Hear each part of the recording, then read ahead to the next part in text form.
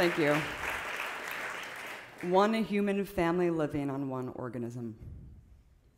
Yet man is embroiled in a war against himself. Unfortunately, this blatant truth hasn't yet been realized by the vast majority of humans living on Earth. The war against ISIS, Russia, and now laughably Venezuela are dominating headlines in the latest front of the information war, but a far more deadly war is being waged against the organism that we all share. We face the most severe environmental crises in the history of this planet. Deforestation is at a rate of 36 football fields per minute. Floating trash islands the size of Texas across the Pacific, and half the world's species has been wiped out in the last 40 years because of habitat loss and pollution. In just the last 30 years, climate change has already caused a tripling of natural disasters, with scientists predicting an irreparable tipping point by year 2020. Ironically, that's the same year that Obama has pledged to cut carbon emissions by 17%. 17%, wow. Well, how can climate change solutions be taken seriously without a massive overhaul of the agricultural industry, without a complete termination of the military-industrial complex? The Pentagon is the biggest polluting institution in the world and is exempt from all international climate treaties. Good job, guys. The climate change disinformation campaign has gotten to a point of such absurdity that Texas's State Environmental Protection Department, has banned the use of the terms climate change and sustainability in all reports and emails. That's the point we're at now. It's an issue that should supersede politics, but a corporate-controlled press run by oil and gas won't dare undermine its sponsors. And the establishment showcases an alternate reality. Media hysteria abounds about missing planes and Iran's non-existent nukes. Yet there's an eerie calm about the issues that most severely impact us and what we can do to fix them. Of course, the population remains dumbed down, complacent, and willfully blind. Maybe the CEOs, lobbyists, and politicians are short-sighted because they're all building their own Elysium and they don't give a fuck if we all die. But the majority of them are inevitably just changing deck chairs on the Titanic, and they know it. Deep down, everyone knows the truth. Every last vestige of this precious planet is being pillaged without consequence. Endless consumption and unfettered capitalism will not and cannot last. And every single empire falls. That's just a matter of time. The system blatantly protects the bottom line, resists any substantial change with military force and police aggression to keep the old guard. The elites at the helm will never capitulate their security for the good of humanity. And I don't know about you, but once a system doesn't work for 99.999% of us, might be time for a new one.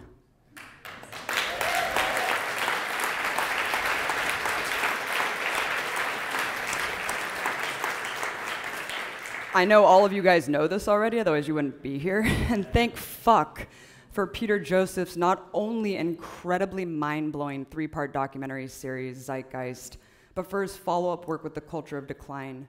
All necessary, mandatory viewing for everyone, and all of which dismantle this toxic conventional wisdom that strangles us in our mental development. And I'm more than ecstatic to be part of an annual event that offers a different path than the crash course of hell that humanity is bulldozing down. And Peter's work really helped me. It helped my political awakening a lot. Before RT, I was doing anti-war organizing. But once I saw the media selling the Iraq war across party lines, I realized that there was something very systemically wrong and corrupted, and it crossed all barriers. And I realized that media was really the #1 battle. Because if you don't have a platform to tell your message, no one will hear it. And seeing the power of Peter's video work to shatter religious, political, economic dogma inspired the hell out of me. And I was also inspired by the trajectory of this series, which not only deconstructed these systems of control, but then presented an entirely new realm of possibilities. Around that same time, I started a little website called Media Roots. It started as just a hub for censored information. It grew into a multimedia citizen journalism project which eventually brought me to Russia Today and then Breaking the Set. And it was a dream job to attack power on an international platform. But I decided I want to be meeting the people behind the stories and telling them myself independent from any state or corporate entity. I don't just want to react to mainstream media's circle jerk of fuckery. These issues deserve in-depth analysis and substantive discussion, which is everything that we've seen here today. Hence the problem with the 24-hour news cycle, right? It incessantly reacts to what these corporate elite assholes create for us. That's their reality.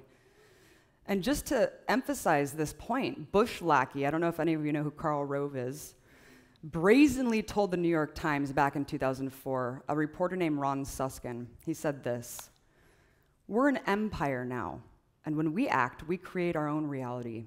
And while you're studying that too, judiciously as you will, we'll act again, creating other new realities, which you can study too, and that's just how things will sort out. We're history's actors, and you, all of you, will just be left to study what we do." Unfortunately, he's right. Reality is dictated by an out-of-touch, warmongering elite that doesn't apply to the reality that 99.9% of us live every day. And it's only able to sustain on fear and war. And there's nothing the establishment fears more than a populace not living in fear. People are disillusioned, of course. They've been called crazy. They've been called conspiracy theorists for wanting more than two parties in America, for questioning ludicrous, paradoxical foreign policy. They also want sustainable energy. 3/4 of Americans want to transfer to wind. 71% want to transfer to solar and wind, according to Gallup in 2013. I'm not sitting up here saying I have all the answers, and I don't think anyone out here claims to. But a technological, resource-based economy is the most thought-provoking and groundbreaking solution I've seen to the crisis of civilization that we face. And there's an extensive roadmap on how to get there. We don't have to wait for anyone but ourselves to start implementing the ideals either, because we are all agents of change, we are all vessels of truth, and we can push our communities towards seismic, sustainable shifts in the way we live right now. Other countries already have a different approach. I recently had the chance to visit Cuba, and not only does the country have a complete organics renaissance, but there aren't commercials telling you what a worthless piece of shit you are. And also, there's no corporate chains that have eviscerated local culture. But most spectacularly is Cuba's medical internationalism. It sent the world's largest contingent of doctors. 66 different countries have healthcare professionals operating it right now. It has a medical school that trains people for free to become doctors. Of course, this wasn't out of altruism. The long-imposed economic blockade on Cuba has forced it to become self-sufficient and fiercely community-oriented.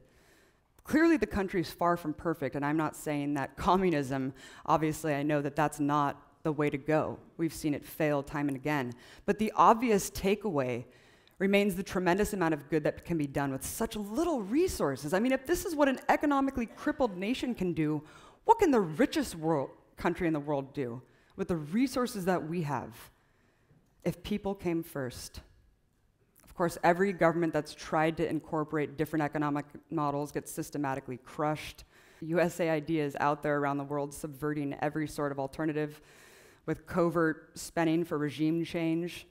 In Cuba, still, despite the normalization process, they're spending $20 million a year on the ground. 56 years after the Cold War, and America can't let a small socialist nation live in peace. It's fucking unbelievable. In Venezuela, Obama just announced it's an extraordinary security threat to America. He has, quote, deep concerns about its human rights abuses. Yet America's staunchest ally, Saudi Arabia, summarily executes people by sword, public floggings of bloggers in public squares. It's quite astounding. Of course, these issues are deep-rooted and they're deeply interconnected. This is about hegemony, and the clutches of global capitalism will not give up easily. The system can't afford alternatives, and we've seen how far it will go with no remorse. It's a machine that runs on death and destruction, having institutionalized structural violence that kills millions of our brothers and sisters every day around the world. And we can't sit idly by and be passive actors watching this happen. No one has to go without water in Detroit or freeze to death in bombed out Gaza because we have the resources to provide everyone. Would you let your mother or brother starve to death in the streets? No, because we belong to the commons and the commons belongs to us. The revolution of values is an extension of empathy and understanding, compassion, humility, globally. It means the shattering of the illusion of me as separate from you, as us as separate from the dirt under our concrete jungle. It comes with expanding consciousness, media literacy, critical thinking, and sharing this information. And most importantly, it's about being the change, building the alternatives ourselves. That's why I believe that this movement is unstoppable, and the ideas it spawned will create the reality, our reality of a sustainable future, because if we don't do something drastic, we'll just become casualties in the war being waged against us and every living thing on this planet, on this pale blue dot. As Carl Sagan said, in our obscurity and all of this vastness, there is no hint that help will come from elsewhere to save us from ourselves. Thanks.